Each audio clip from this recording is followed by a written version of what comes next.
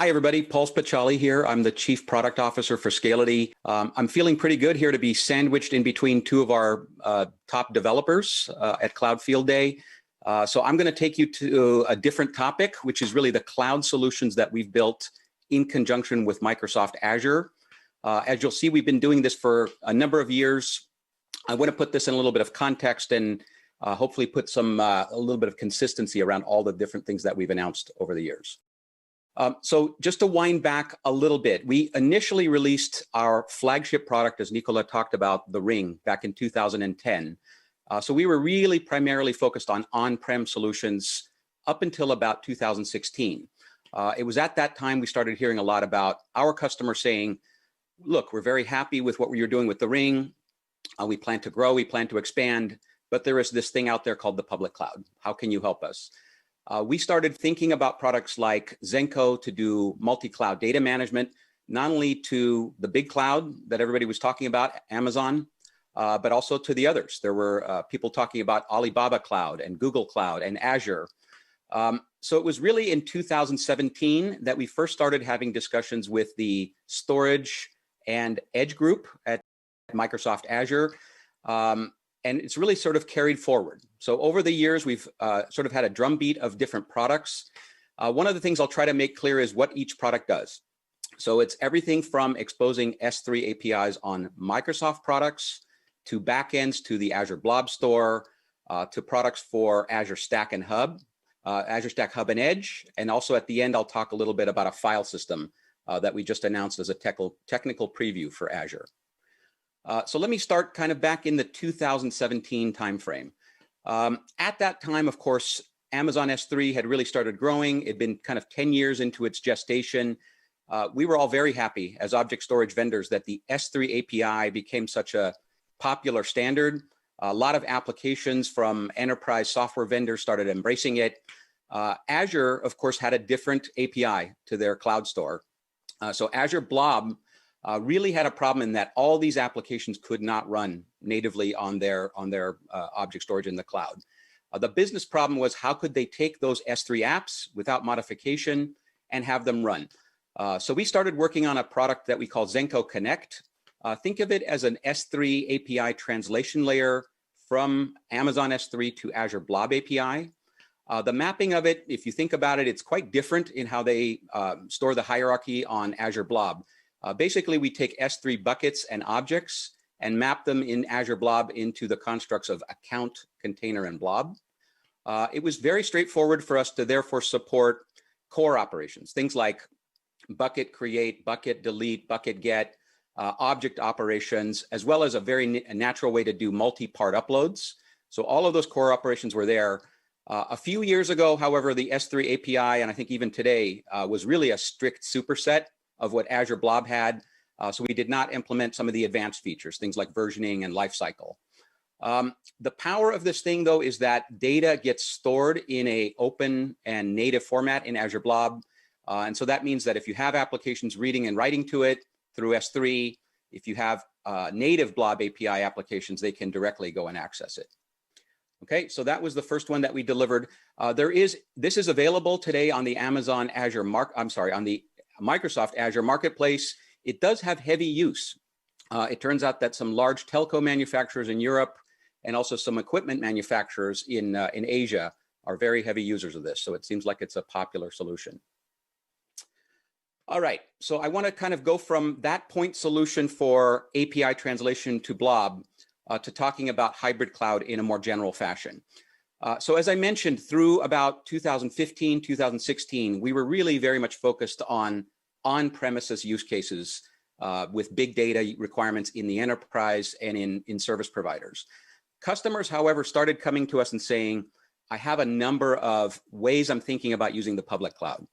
The obvious one is, I have data that's getting old. I need to offload it somewhere. It's cold data. The cloud became an interesting target for them, things like Glacier in Amazon. There's Cold Store in Azure. Cloud Archive is obviously one that became a common theme. There were others, though. We had another common thread of people saying, how about if I need to burst some data into a public cloud and make use of a service? It could be an analytics service. like EMR. It could be some kind of transcoding application in media. So that was the second one that we heard a lot. The third one, and the one that's really, really popular right now, is DR. Give us a way to keep a synchronous copy of the data from on-prem to the public cloud. Usually that's combined, obviously, with having the app instance on-prem and the app instance in the cloud. So that was really the next one that sort of emerged. This is become a driving factor for us to introduce Azure into what we call XDM in the ring. So to be clear, XDM is the multi-cloud management technology of Zenko integrated into the Ring product. So the nice thing now is that Azure Blob can be part of this namespace that gets presented. So let me kind of lay it out at the very top level. This is a global namespace that can span across a lot of different backends. It can span across Ring, Amazon, other S3 compatible backends. By integrating Azure Blob, it becomes our first non-S3 backend target that we support. The nice thing is that it means that S3 can sit on top of Azure Blob, including full support for all of the lifecycle policies that we have. So it makes it possible to replicate from on-prem to Azure targets, lifecycle between them. This can be much more flexible than that. It can also be replicating back from cloud targets to on-prem. That's a use case that we're hearing more and more about. You can also extend metadata through normal S3 metadata tagging capabilities. And then on top of that, we provide a metadata search. So even that gets supported on top of Azure Blob, where they normally have a very different model of doing that. Okay, and as Nicola talked about, of course, this is deployed as containers on Kubernetes, kind of at the technical layer. All right, so I'm going to take you one step forward. So we went through 2017 and 18. In 2019, the word edge started coming a lot out of the people that we were talking to in the enterprise, a lot in the government. Azure themselves came to us and said that they had a number of very large stack customers that were requesting scale-out storage, meaning dozens of petabytes or larger, that needed Blob API support. Okay, so they wanted to be able to consume this natively through the Azure API. We did sign a commercial agreement under which we would develop Blob API for Ring so that we could sit next to Azure Stack solutions. Okay, this is something that we delivered late last year. It does mean that we are the only vendor today to have a northbound API that can speak natively to Azure Blob applications and services. And it's something that is getting a lot of interest now in big enterprises, notably in healthcare. It's also getting a lot of interest in government and DoD. Okay, so this is a solution that's out there and commercial today. How does it look? A lot of people are curious, does this sit inside the Azure Stack infrastructure? The answer is no, it sits next to it. Azure Stack, the deployments from HPE and Cisco and such do have storage in them. It's rather constrained. It's something like a few hundred terabytes. So we would sit next to that as a separate cluster, providing this native API to their services and to applications that run on it, and essentially scaling out to an unbounded level. Quick question, does that mean that you are in the same data centers as their data centers, or is it your data center connected via high-speed links? It could be either way, and we've seen interest in doing that either way. But typically, it would be co-located. There's no reason why it can't over a longer distance, as long as they can tolerate the latencies. So, are you available in all the different regions that they support, or? Well, we're not deployed. So again, this is a solution that gets deployed by the customer, right? So this is not a hosted solution. Okay, if that's clear. Okay, so those are three. So we went through the last 3 years. Now let's talk about right now. We have a scale-out file system in the Ring that's been available commercially for about 7 years. Colloquially, we just call it SOFS. It's the Scality scale-out file system. It's been in heavy production use for these 7 years. It does offer scale-out NFS, SMB. It also has a Fuse and a REST interface. This has been in some really large production deployments. We have one customer that has a 20 petabyte single SMB share. Another customer has a 10 petabyte share. It's used a lot for media type deployments, for content delivery. It's used a lot in hospitals. It does have scale out throughput. So we can dial up throughput to essentially very high levels. We have one customer that's ingesting a petabyte per day. in production. This is log data from a large Couchbase service for travel searches. So this is a really proven technology. It has a lot of rich features. The issue is, of course, it's been on-prem. This has been a ring-only solution up until this date. So what did we work on? We started thinking with Microsoft Azure about how we could bring this to the cloud. And really, what would the value be, right? There's been a lot of file systems in the cloud, a lot of different offerings. The key thing we thought is, could we provide a scale-out file system that's truly on demand, very high performance, but uses low-cost Azure Blob cloud storage? So that was really the hook that we were after.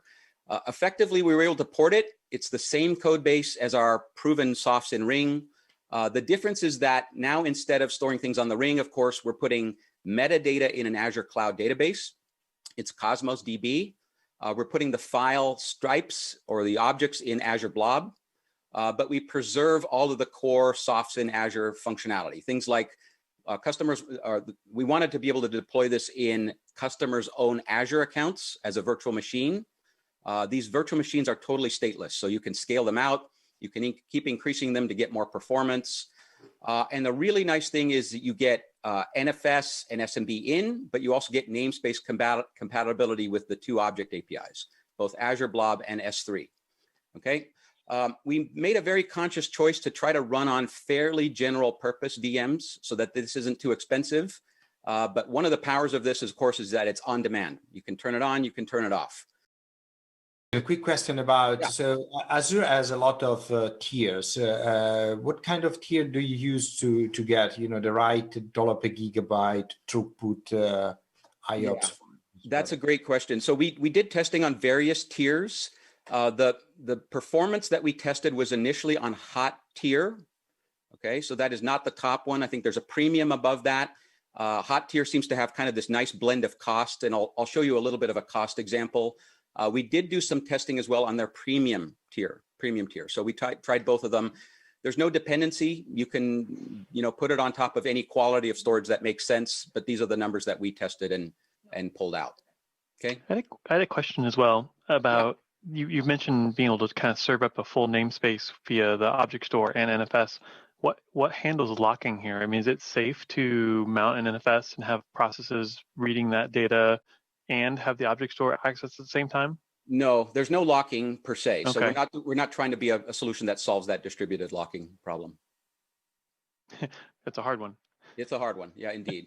Yeah, and honestly, it hasn't been a requirement yet with the use cases that we've been discussing with customers, and I'll talk about that a little bit more on the next slide. So the way we wanted to take this to market was really kind of in a Microsoft-centric fashion. They have this notion of doing technical previews and then a general availability. We went through that process with them. So we announced a technical preview in September. We also announced some performance results. So indeed, it's available today for customers that kind of have the right criteria. So we think this is ideal for customers that have a notable amount of capacity. You want to have like 100 terabytes or more. You need to have gigabytes per second or more of throughput. It's really going to be very cost effective for customers that have these on-demand or bursty use cases. We're seeing that a lot in genomics, right? In genomics, they have a runtime of kind of a job that they need to do this processing. It might run for hours, but typically it runs for days. There we can give them a dramatic performance benefit because you can spin up the file system, spin up the VMs, and then decommission them, but the data persists if you want it to in Blob. So to give you a few more details on kind of how this works, I think you get the idea that it's scale out because of the VMs being sort of stateless. We've been doing a lot of price calculations. I'm going to focus on the bottom part here. If you want to run one softs in Azure VM and have a terabyte of storage, that is $30 per terabyte per month in an on-demand model. Okay, so that's sort of the highest way that you would get the pricing if you do it on demand. If you want to do reserved pricing, you can of course drop that, but let's focus on the $30, and that's in the one that I just mentioned to Enrico, the Azure Blob Hot tier. We looked at various other products, and there's a lot of them there, so not to pick on anyone specifically. Azure NetApp Files is out there. They do a terabyte on premium storage, and it looks to be almost 10x higher, $294 per terabyte per month. Okay, so We do believe that the promise of having this on-demand capability on very low-cost object storage is the unique differentiator. It can also potentially scale out to much more throughput. Can I ask you? I mean, do you have any mechanisms to, you can turn on and off the virtual machine for to save money when you don't use the file system. But do you have any mechanisms to import or export data from the Blob object store? So like pre-populate or do something like this. I mean, if I have a Blob object store ready, can I transform it in a Scaleout file system somehow? Is there any mechanism? Not immediately today. It's a concept that we've been talking about. We don't have tooling for that today, but it's something that we consider as a roadmap item.